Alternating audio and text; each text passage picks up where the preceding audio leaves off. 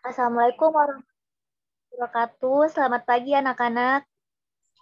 Waalaikumsalam warahmatullahi wabarakatuh. Waalaikumsalam warahmatullahi wabarakatuh. Selamat pagi, Ibu. Alhamdulillah. Bagaimana kabarnya hari ini?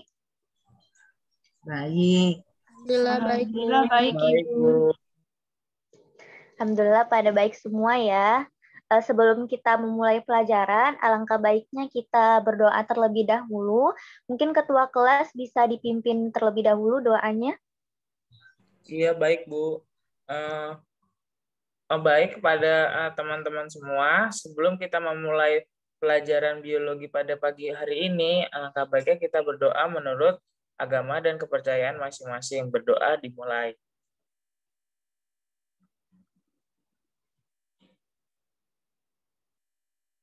Berdoa cukup, saya kembalikan lagi kepada Ibu Rodiwati. Oke, terima kasih Agung sudah memimpin doa pada pertemuan hari ini. Sebenarnya Ibu ingin bertanya ke Agung sebagai ketua kelas, apakah teman-temannya sudah hadir semua atau ada yang terkendala? Sepertinya sudah hadir semua, Bu. Baik, alhamdulillah. Jadi pertemuan sebelumnya kita sudah belajar mengenai struktur dan juga fungsi sel saraf. Nah, kita tahu ya kalau sel saraf itu sendiri di tubuh kita, di bagian tubuh kita ada banyak sekali ya di bagian tubuh kita, kecuali di bagian tertentu. Nah, teman-teman ada yang tahu nggak nih, di bagian mana saja yang nggak ada sel sarafnya? Ada yang bisa jawab?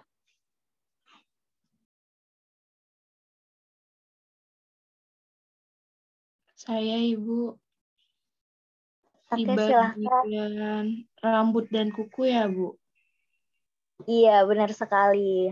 Nah, jadi yang nggak ada sel sarafnya itu di kuku dan rambut gitu ya. Makanya kalau misalnya kita potong kuku ataupun potong rambut, itu kita tidak merasakan sakit. Oke. Nah, selanjutnya kita mungkin nonton video dulu ya untuk memulai pelajaran kita pada hari ini. Mungkin Kak Olive bisa dibantu Kak buat share screen videonya. Baik, Bu.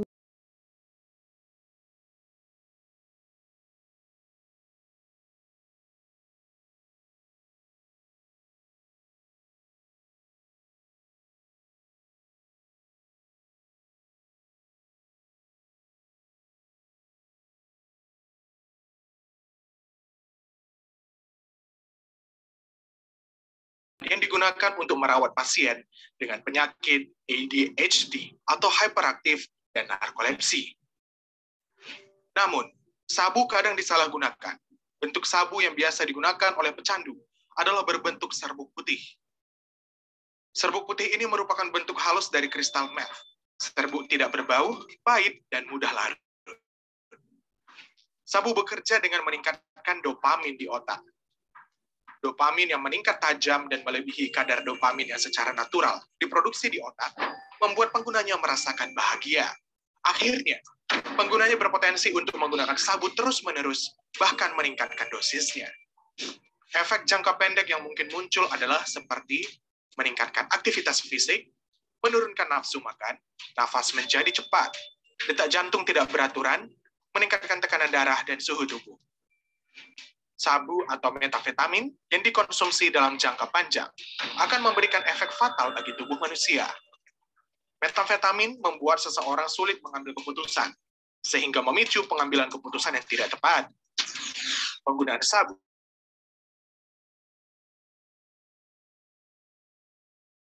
juga akan mengarahkan orang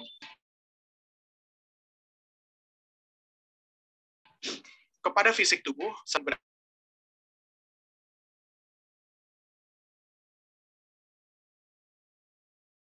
gigi rusak, gatal di seluruh tubuh. Pecandu sabu harus struktur otak. Belum ada obat khusus yang mampu menangani efek sabu.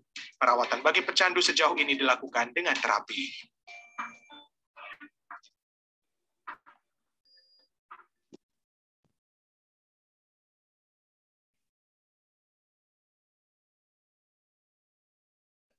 Oke, alhamdulillah kita sudah menonton video untuk mendukung pelajaran kita pada hari ini.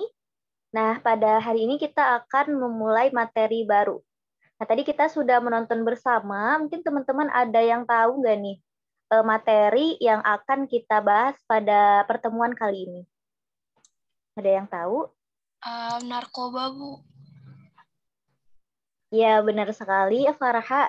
Jadi, pertemuan kali ini kita akan membahas tentang narkoba ataupun psikotropika, tapi nanti kita lebih tepatnya membahas mengenai bahaya penggunaan, kemudian dampak, dan juga penanggulangan dari psikotropika itu sendiri. Oke. Mungkin kita masuk saja ke materinya. Mungkin Kak Olive bisa di-share screen-nya PPT-nya, Kak.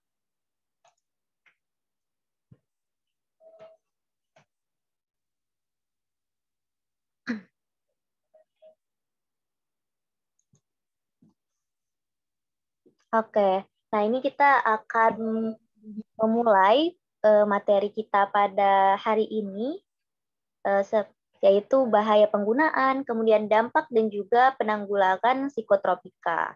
Boleh di next, Kak?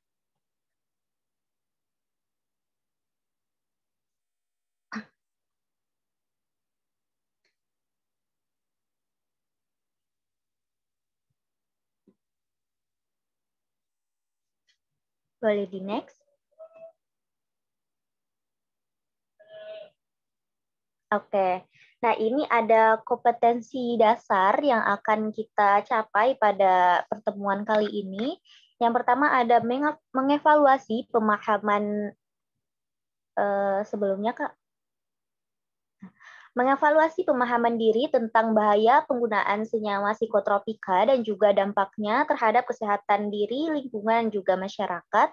Kemudian yang kedua ada melakukan kampanye anti narkoba dalam berbagai bentuk media, informasi baik di lingkungan sekolah maupun di lingkungan masyarakat. Nah, tujuan dari indikator yang akan kita capai yaitu nanti kita akan mengevaluasi mengenai jenis psikotropika yang beredar di masyarakat, kemudian mengevaluasi bahaya penggunaan psikotropika, kemudian juga nanti akan kita coba membuat poster mengenai jenis dan bahaya narkoba. Dan yang terakhir nanti kita akan melakukan kampanye anti narkoba. Nanti teman-teman bisa membuatnya dalam bentuk video dan nanti akan diunggah di media sosial. Oke, boleh di next. Nah, ini peta konsep yang akan kita pelajari. Nanti kita akan belajar mengenai bahaya penggunaan, seperti yang saya katakan tadi, mencakup pengertian nafza dan juga jenis dari nafza, kemudian juga dampak dari psikotropika itu sendiri, baik dari gangguan jiwanya, kemudian psikologi, ekonomi, dan juga sosial. Boleh di next lagi. Nah, topik yang pertama yaitu mengenai bahaya penggunaan psikotropika. Boleh di next. Nah, ini ada gambar yang mengenai materi kita pada hari ini, topik pertama yaitu bahayanya psikotropika. Mungkin teman-teman ada yang ingin memberikan pendapat mengenai gambar ini? Saya Ibu. Ya, silakan Deva. Ya, jadi ini adalah gambar 5 orang wanita yang mengonsumsi ganja setelah 10 tahun, Bu. Nah, setelah mengonsumsi ganja, itu wajah mereka terlihat lebih pucat dan kurus gitu dari sebelumnya. Begitu, Ibu. Ya, tepat sekali Deva. Terima kasih atas pendapatnya. Untuk kita mengetahui gitu ya kenapa dia bisa menjadi kayak gini, kita lanjut aja ke slide selanjutnya. Nah, kita masuk ke pengertian dari nafza nih. Nah, jadi nafza itu dia singkatan gitu ya dari narkotika, psikotropika, dan juga zat adiktif. Nah, dari ketiga komponen ini, untuk narkotika dari teman-teman, ada yang ingin memberikan pendapat mengenai narkotika? Izin menjawab, Ibu. Ya, silakan Windy. Kalau menurut saya, narkotika adalah zat atau obat yang berasal dari tanaman atau bukan tanaman, yang di situ tuh dapat menyebabkan perubahan kesadaran, hilang rasa, dan juga dapat mengurangi sampai menghilangkan rasa nyeri, Bu. Tapi itu membuat orangnya itu ketergantungan gitu, Bu. Iya, benar sekali ya. Jadi narkotika ini dia efeknya itu lebih ke kesadaran gitu dan hilangnya rasa nyeri ataupun rasa sakit gitu di dalam tubuh kita. Kemudian efeknya juga nanti akan menimbulkan ketergantungan gitu. Jadi kalau mereka udah mengkonsumsi satu kali itu mereka akan memiliki keyakinan atau keinginan gitu, pengen mengkonsumsi lagi gitu. Nah, selanjutnya kita masuk ke psikotropika. Ada yang tahu nggak nih, psikotropika apaan? Izin menjawab, Ibu. Silakan Inaya. Iya, jadi psikotropika itu adalah zat atau obat, baik alamiah maupun sintesis, dan juga bukan narkotika, Bu, yang dapat menyebabkan perubahan terhadap aktivitas mental dan juga perilaku, Bu. Iya, benar sekali. Nah, jadi kalau narkotika tadi efeknya hilangnya kesadaran, kemudian hilangnya rasa nyeri, tapi kalau misalnya yang psikotropika itu lebih ke efek mentalnya gitu. Jadi pikirannya itu diganggu oleh zat psikotropika ini. Kemudian perilakunya juga berbeda-beda gitu ya dari efek zat ini gitu. Nah, selanjutnya ada zat adiktif nih. Ada yang tahu nggak zat adiktif itu apa? Saya mau coba jawab, Bu. Silakan Halda. Iya, Bu. Jadi kalau zat adiktif itu, setahu saya itu zat atau obat yang dapat menyebabkan ketagihan, Bu. Atau istilahnya itu adiksi. Iya, benar banget ya. Jadi zat adiktif ini dia zat gitu atau obat yang nantinya akan memberikan efek ketergantungan gitu atau adiksi. Nah, dari pengertian teman-teman tadi mengenai narkotika, psikotropika, kemudian zat adiktif, itu cakupannya mereka itu termasuk zat-zat yang jika dikonsumsi itu nanti akan mempengaruhi sistem saraf pusat. Makanya tadi ada yang bisa menghilangkan rasa nyeri gitu ya, kemudian ada yang aktivitas fisiknya itu fisik dan mentalnya itu terganggu gitu. Nah, akibatnya itu juga mereka dapat mengubah perasaan dan juga cara berpikir orang yang menggunakannya. Oke, boleh di next.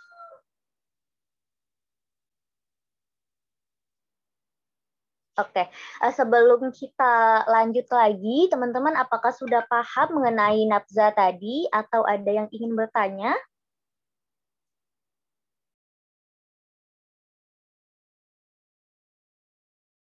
Saya izin bertanya, Ibu. Ya, silakan. Saya ingin bertanya, apa yang membedakan antara narkotika, psikotropika, dan zat adiktif itu? Oke, tadi kita sudah mendengar gitu ya pendapat dari Windy, Inaya, dan juga Halda mengenai narkotika, kemudian psikotropika, dan juga zat adiktif. Nah, jadi yang membedakan dari ketiga ini efeknya gitu ya. Jadi kalau misalnya narkotika tadi kayak misalnya lebih ke rasa gitu ya, kayak misalnya rasa nyerinya hilang, kemudian penurunan kesadaran juga gitu. Nah, kalau misalnya yang psikotropika itu tadi tuh yang mentalnya itu akan akan berakibat gitu ya. Jadi mentalnya yang merasakan efek dari psikotropika itu. Kemudian perilakunya juga gitu. Nah, kalau zat adiktif ini dia itu sifatnya adiksi gitu. Jadi ketergantungan gitu. Jadi narkotika dan juga psikotropika itu nanti masuknya juga ke zat adiktif karena mereka sama-sama memberikan efek yang ingin mencoba lagi gitu. Jadi ketergantungan kayak gitu. Oke, ini kita masuk ke jenis-jenis nafza. Oh iya, sebelumnya tadi apakah sudah terjawab pertanyaannya? Sudah, Ibu. Oke, alhamdulillah. Kita masuk ke Selanjutnya ada jenis-jenis nafza. Jadi di sini jenis-jenis nafza itu ada 3 ya. Kalau berdasarkan dengan pengaruh dari obat dari nafza ini. Nah, kalau obat nafza ini itu zatnya itu disebut dengan zat psikoaktif. Jadi mereka sebenarnya digunakan dalam medis gitu ya. Jadi kalau misalnya diberikan secara ilegal itu tidak bisa gitu ya. Banyak yang dilarang gitu karena efeknya tadi gitu. Jadi obat-obat ini hanya diberikan dengan resep dokter kayak gitu. Nah, kemudian golongannya itu yang pertama ada stimulan. Nah, jadi kalau stimulan ini dia itu sifatnya nanti akan mempengaruhi sistem saraf gitu, sistem saraf pusat. Sehingga nanti kerja organnya itu menjadi lebih tinggi gitu, jadi lebih cepat gitu ya kerja organnya. Baik itu berupa detak jantungnya yang semakin cepat, kemudian pupilnya juga akan mengecil gitu ya, kemudian tekanan darahnya juga menjadi tinggi gitu. Jadi lebih ke kerja organnya kayak gitu yang meningkat. Nah, contohnya itu pada amfetamina. Amfetamina ini sabu-sabu ya teman-teman. Kemudian ada ekstasi, kokain, kafein, dan juga alkohol. Nah, kafein ini biasanya di kopi nih, makanya kita kalau misalnya mengkonsumsi kopi atau teh itu tidak usah berlebihan kayak gitu. Kemudian yang kedua ada golongan depresen. Nah, jadi sesuai namanya ya, depresi gitu ya. Nah, itu nanti efeknya mereka akan menghambat fungsi dari neuron di otak kita. Kemudian pengaruhnya nanti akan terhadap sistem saraf itu karena ya tadi ya yang dipengaruhi itu sistem sarafnya yang memberikan efeknya. Nah, itu nanti efeknya mereka akan mengurangi kegiatan sistem saraf. Jadi sistem sarafnya itu kerjanya akan menurun gitu karena adanya obat ini gitu yang golongan depresen. Nah, biasanya yang golongan depresen ini mereka juga disebut dengan obat penenang. Makanya kalau misalnya kita disuntik obat penenang nih nanti bisa pingsan atau hilang kesadaran lah gitu. Makanya kalau misalnya dioperasi, nah biasanya disuntikan dengan obat ini tapi dengan resep yang sudah ditentukan kayak gitu. Nah, contohnya itu pada ini ya barbiturat, kemudian obat penenang, dan opiat. Jadi teman-teman bisa lihat juga nih, nah ini ada gambar tanaman yang menjadi bahan pembuat opium, pembuat obat dari golongan depresen ini. Nah, selanjutnya ada golongan halusinogen. Nah, sesuai namanya juga halusinogen gitu ya, jadi dia akan memberikan efek halusinasi gitu. Jadi nanti mereka akan mempengaruhi dari kinerja penglihatan, kemudian pendengaran juga, kemudian juga meningkatkan respon emosional gitu.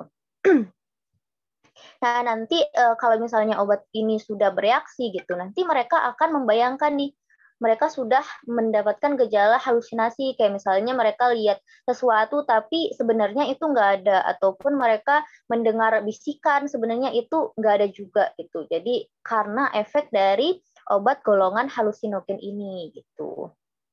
Nah, boleh di next lagi.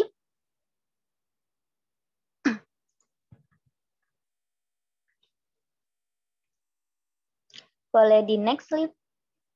Ya, sebelumnya. Oh iya, benar. Oke,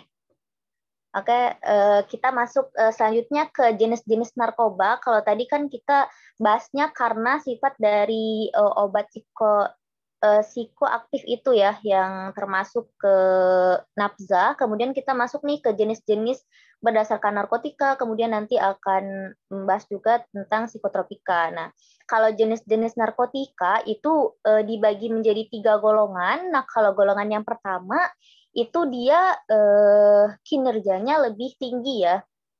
Jadi dia hanya bisa digunakan untuk tujuan pengembangan ilmu pengetahuan gitu. Dan tidak digunakan dalam terapi karena efeknya yang tinggi gitu dalam mengakibatkan ketergantungan. Makanya kalau misalnya golongan 1 dia itu berusaha untuk dihindari. Makanya sering nih kalau ada razia dari polisi, misalnya ada jenis-jenis ini, itu bakalan ditangkap gitu pelakunya. Boleh di next lagi. Nah, kemudian yang golongan 2, dia lebih ringan nih dari golongan yang pertama. Nah, kalau golongan yang pertama tadi kan dia hanya digunakan dalam ilmu pengetahuan gitu ya, nggak digunakan dalam terapi. Nah, kalau yang golongan 2 ini sudah dapat digunakan dalam terapi gitu. Tetapi efek ketergantungannya itu masih tinggi juga gitu. Masih sedikit samalah dengan yang golongan yang pertama. Nah, contohnya itu pada morfin gitu. Boleh di next lagi. Nah, kalau golongan ketiga berarti dia lebih rendah nih dari golongan yang pertama dan kedua. Nah, pada narkotika yang golongan 3 itu mereka sudah bisa digunakan dalam pengobatan dan juga banyak gitu digunakan dalam terapi. Jadi lebih banyak dari golongan kedua tadi. Dan tujuannya itu bisa juga dalam ilmu pengembangan, dan potensi ketergantungannya itu lebih ringan nih dari yang golongan pertama ataupun golongan yang kedua. Nah, contohnya itu pada kodein gitu. Nah, ini gambarnya ya teman-teman. Boleh di next lagi. Nah, sebelumnya karena kita sudah membahas nih mengenai psikotropika, membahas mengenai narkoba gitu ya. Nah, sebelumnya ada yang ingin bertanya nggak mengenai narkotika tadi? Ada yang ingin bertanya? Sepertinya belum ada ya. Nah, jadi kalau belum ada pertanyaan, Ibu ingin bertanya ke teman-teman semua sebagai timbal balik gitu ya. Nah, tadi kan kita sudah belajar mengenai narkotika gitu. Nah, kita sering nih dengar kata narkoba. Nah, teman-teman ada yang tahu nggak nih perbedaan dari narkoba dan juga narkotika? Ada yang ingin memberikan pendapat? Izin menjawab, Bu. Ya, silahkan Lina. Ya, jadi kalau yang saya pahami, narkoba itu merupakan singkatan dari narkotika, psikotropika, dan obat-obatan terlarang. Sedangkan narkotika itu adalah yang seperti disampaikan Windy sebelumnya. Jadi, narkotika itu zat atau obat yang berasal dari tanaman atau bukan tanaman yang menyebabkan penurunan atau perubahan kesadaran, hilangnya rasa, serta dapat mengurangi atau menghilangkan rasa nyeri dan dapat menimbulkan ketergantungan. Nah, jadi kesimpulannya narkotika itu adalah bagian dari narkoba. Iya, benar sekali Lina. Terima kasih atas pendapatnya. Nah, benar sekali ya kata Lina tadi ya teman-teman. Jadi teman-teman sudah paham nih antara beda dari narkoba dan juga narkotika ya. Oke, kita lanjut lagi ke jenis-jenis psikotropika. Nah, kalau jenis-jenis psikotropika ini dia ada 4 gitu ya. Beda dengan narkoba. Kalau narkoba tadi ada 3. Nah, kalau psikotropika itu ada 4. Nah, sama aja kayak yang narkoba tadi, kalau yang golongan pertama itu mereka hanya digunakan dalam tujuan ilmu pengetahuan gitu. Dan tidak digunakan dalam terapi karena efeknya tadi yang potensinya lebih kuat gitu untuk menimbulkan ketergantungan gitu. Contohnya itu pada ekstasi gitu. Nah, kemudian teman-teman tahu banget ya kalau ekstasi ini pasti sering didengar di berita-berita gitu ya, karena ekstasi ini dia itu di Indonesia sebarannya itu lebih banyak gitu. Jadi sering nih terdapat ekstasi, makanya juga ada variasi sendiri gitu harga-harganya. Padahal udah mahal ya, tetapi tetap saja mungkin yang kecanduan itu ingin gitu mendapatkan ekstasi ini. Nah, kemudian ada golongan yang kedua. Nah, sama kayak narkoba, kalau golongan yang kedua ini dia sudah bisa digunakan dalam terapi maupun pengobatan, kemudian juga digunakan dalam tujuan ilmu pengetahuan. Kemudian potensi untuk mendapatkan ketergantungan itu juga masih tinggi gitu. Nah, contohnya itu pada sabu-sabu. Mungkin teman-teman tahu ya sabu-sabu. Kemudian atau juga amfetamin gitu ya, termasuk ke amfetamin.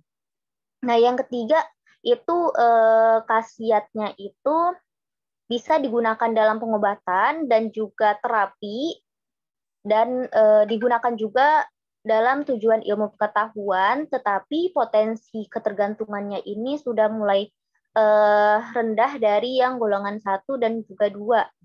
Contohnya itu pada penobarbatial gitu. Kemudian yang terakhir ada golongan 4. Nah, kalau golongan 4 ini dia sudah bisa digunakan dalam pengobatan yang sangat luas gitu ya. Kemudian juga digunakan dalam tujuan ilmu pengetahuan, juga potensi ketergantungannya itu sudah ringan gitu. Jadi yang paling aman gitu ya. Tapi tetap saja kalau digunakan berlebihan itu akan menimbulkan efek yang tinggi gitu. Nah, contohnya itu pada diazepam. Oke, boleh di next.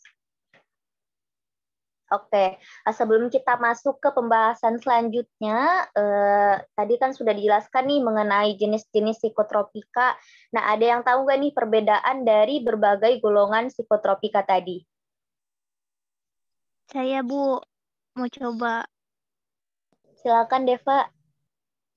Ya, jadi dari keempat golongan tersebut itu perbedaannya ada pada penggunaannya, Bu.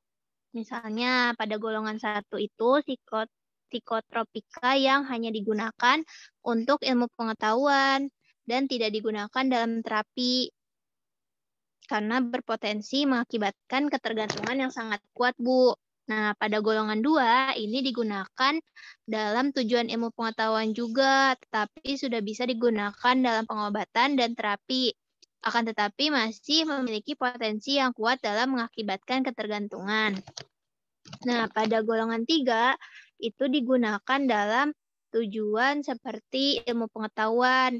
Bisa juga digunakan sebagai pengobatan dan terapi, serta potensi ketergantungannya ini sudah masuk pada level yang sedang, Bu. Nah, yang terakhir pada golongan keempat ini penggunaannya dalam pengobatan dan terapi yang sangat luas. Nah, ini digunakan juga dalam tujuan ilmu pengetahuan dan potensi ketergantungannya sudah ringan, Bu. Seperti itu, Bu. Oke, terima kasih Deva. Jawabannya sudah benar sekali ya dari yang penjelasan saya jelaskan tadi. Nah, selanjutnya kita masuk ke bahasan selanjutnya, ada dampak dan juga penanggulangan psikotropika terhadap kesehatan diri, lingkungan, dan juga masyarakat. Jadi bagaimana dampaknya bagi tubuh kita ataupun sosial dan lain-lain, dan juga bagaimana penanggulangannya, kita masuk ke slide selanjutnya. Nah, ini ada gambar gitu ya mengenai penyakit kulit. Nah, kenapa hal ini bisa terjadi? Karena ya tadi ya mereka mengkonsumsi obat-obat terlarang ini gitu. Nah, efeknya nanti akan bisa menimbulkan edema gitu. Jadi kulit mereka itu akan bentol-bentol kayak gini nih, merah-merah gitu. Kemudian ada juga nih yang kayak eksim kayak gitu. Nah, kemudian ada juga yang efek mereka mengkonsumsi obat ini itu akan menimbulkan rasa gatal gitu di kulit mereka sehingga mereka menggaruk gitu ya sampai kulit mereka itu merah kayak gitu. Karena nah ini gitu dampak dari kita mengkonsumsi tadi kalau kita mengkonsumsi gitu ya. Oke, boleh di next. Nah, nanti kita akan membahas mengenai dampak penyalahgunaan psikotropika ini, baik itu dari segi ekonomi, kemudian psikologi, yang akan membahas pikiran kita, kemudian sosial, dampaknya terhadap masyarakat, lingkungan, dan juga keluarga, kemudian juga dampaknya terhadap fisik kita nih, bagaimana perubahan fisik kita karena pengonsumsian obat-obat ini. Boleh di next. Nah, yang pertama ada gangguan fisik gitu ya. Yang pertama dari fisik kita, tubuh kita bagaimana. Nah, jadi kalau kita mengkonsumsi psikotropika ini, nanti toleransi tubuh kita dalam penggunaan jangka panjang itu akan menghasilkan rasa atau akibat yang sama. Jadi, misalnya kita mengkonsumsi obat untuk menghilangkan rasa nyeri gitu ya. Nah, pas itu rasa nyerinya hilang, tapi kemudian dalam jangka panjang karena sering dikonsumsi, rasa sakitnya itu malah lebih parah gitu. Kemudian gejala penggantian pemakaian obat ini adalah rasa sakit di sekujur tubuh seperti flu berat. Jadi karena kita udah ketergantungan gitu ya, kalau kita mau berhenti itu susah sekali gitu, karena yaitu dampaknya nanti tubuh kita tambah sakit lagi gitu. Yang awalnya itu untuk menghilangkan rasa sakit, tetapi malah memberikan rasa sakit yang lebih tinggi. Kemudian juga akan mempercepat dan juga memperlambat denyut nadi, jantung, dan juga paru-paru yang dapat mengakibatkan kematian. Jadi misalnya jantung kita udah terlalu denyutannya terlalu tinggi gitu ya, ya pasti nanti akan mempengaruhi bagian tubuh yang lain gitu. Sehingga nantinya bisa aja menyebabkan kematian. Kemudian saluran nafas kita akan terjadi radang paru-paru dan juga pembengkakan gitu. Kemudian pada jantung itu akan terjadi peradangan otot jantung, kemudian penyempitan pembuluh darah jantung, dan pada hati itu nanti akan terjadi hepatitis B dan C yang menular melalui jarum suntik atau hubungan seksual. Nah, ini nih bisa terjadi karena yaitu kan biasanya kalau orang mengonsumsi narkoba ada juga ya yang mengonsumsi lewat jarum suntik. Nah, itu kalau jarum suntiknya dipakai berulang gitu, nanti kita nggak tahu nih teman-teman kita yang mengkonsumsi itu yang menggunakan jarum suntik ada penyakit lain nggak? Tiba-tiba mereka sama gini serombolan satu jarum suntik doang gitu ya. Nah, makanya akibat itu penularan lah dari penyakit ini, hepatitis B dan C. Maupun itu ini ya, penyakit menular seksual gitu, HIV AIDS seperti itu. Boleh di next?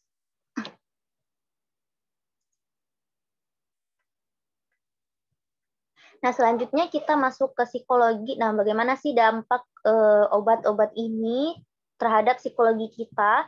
Nah, yang pertama otak kita dan susunan saraf pusat itu akan berakibat fatal pada gangguan daya ingat, gangguan pengerhatian, dan juga konsentrasi. Jadi, mereka yang mengkonsumsi ini nanti daya ingatnya itu akan berkurang, atau bisa saja nanti mereka akan menimbulkan amnesia gitu, jadi lupa gitu. Kemudian juga gangguan perhatian atau konsentrasi, jadi mereka susah nih untuk mengambil tindakan gitu, mana yang benar, mana yang salah gitu. Mereka sudah susah berpikirnya. Kemudian gangguan bertindak rasional, kemudian juga gangguan persepsi gitu ya, sehingga nanti akan menimbulkan halusinasi gangguan pada diri mereka. Jadi kayak tadi tuh, misalnya mereka berhalusinasi, kayak mereka lihat sesuatu tapi nggak ada sebenarnya kayak gitu. Nah, kemudian juga gangguan pengendalian diri sehingga sulit membedakan baik dan buruk. Kemudian kemampuan berpikir rasional menurun drastis dan juga ketergantungan psikologis. Yang paling parah ini ya teman-teman, gangguan mental dan juga emosional. Jadi bisa saja nanti mereka bisa dimasukkan ke rumah sakit jiwa gitu, karena gangguan mental mereka ini sudah parah sekali gitu. Boleh di next? Nah, selanjutnya ada ekonomi. Nah, jadi kalau ekonomi berarti berkaitan dengan keuangan gitu ya. Nah, dalam menggunakan narkoba itu kan mereka butuh dana ya buat beli bahannya gitu. Nah, maka dari itu mereka akan membutuhkan uang nih yang sangat besar, apalagi biasanya kalau narkoba ini biasanya obat harganya itu lumayan tinggi gitu ya. Nah, awalnya mereka cuma beli sekali, tapi karena ketergantungan gitu ya, makanya beli berkali-kali nih sampai uang mereka habis gitu. Nah, kemudian kalau negara dan masyarakat itu dapat dirugikan juga nih dalam berbagai aspek seperti keamanan, biaya kesehatan, dan juga kesempatan pendidikan. Nah, kalau keamanan biasanya kalau orang yang mengkonsumsi psikotropika ini pasti kan punya efek gitu ya. Kayak mereka jadi mabuk atau linglung gitu ya, jadi akan melakukan tindak kejahatan lagi gitu. Kemudian juga biaya kesehatan. Nah, nanti kan kalau mereka sudah ada efek nih kayak badan mereka sakit atau gimana gitu, nah pasti ke rumah sakit gitu ya. Jadi akan membutuhkan biaya lagi gitu. Nah, selanjutnya efek yang terakhir ada dampak yang terakhir itu ada sosial gitu. Nah, dalam lingkungan keluarga, sekolah, dan juga masyarakat. Nah, kalau keluarga, itu pastinya mereka karena tadi ya gangguan psikologi mereka terganggu, nanti kalau di rumah mereka pasti suntuk nih, kayak sering bertengkar dengan keluarga, kemudian juga orang tua kita yang melihat anaknya kayak gitu pasti nanti akan resah dengan perilaku anaknya gitu. Kemudian mereka juga tidak punya semangat sekolah pastinya ya, pasti nanti akan putus sekolah gitu. Kemudian orang tua juga nanti akan putus asa dan juga pasti melakukan rehabilitasi gitu buat anaknya. Dan itu nanti akan membutuhkan uang lah pasti lah ya teman-teman gitu. Nah, kemudian kalau lingkungan sekolah itu ya pasti mereka nanti akan putus sekolah, kemudian di sekolahnya nanti akan nakal gitu ya, akan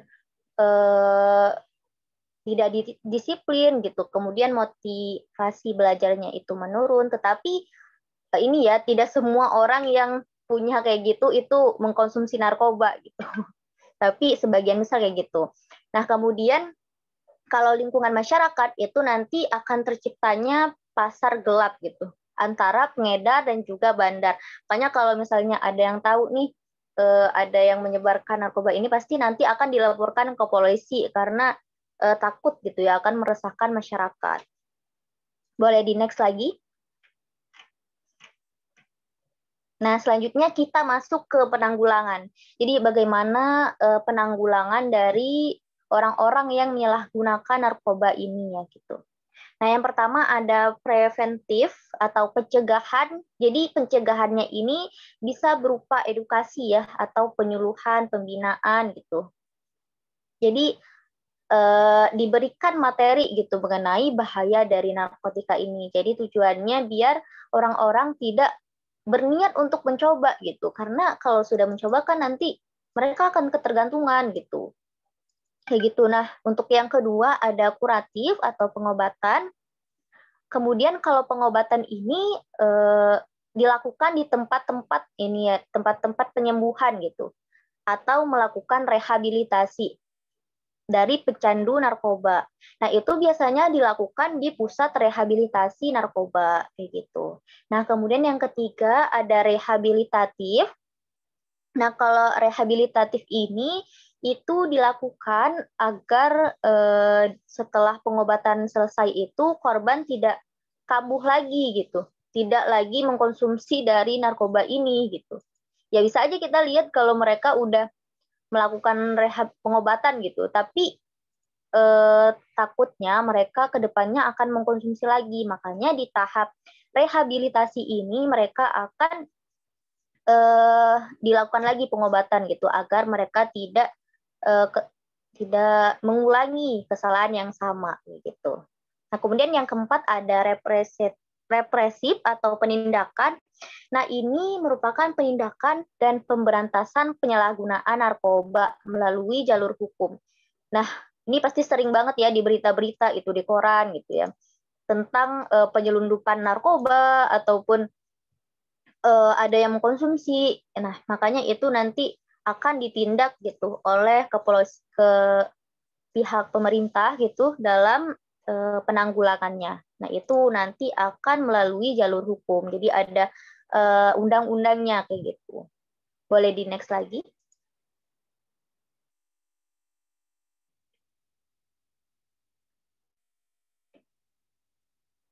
Boleh di next? Nah, alhamdulillah materi kita pada hari ini sudah selesai. Sebelumnya dari anak-anak ada Kak yang ingin bertanya?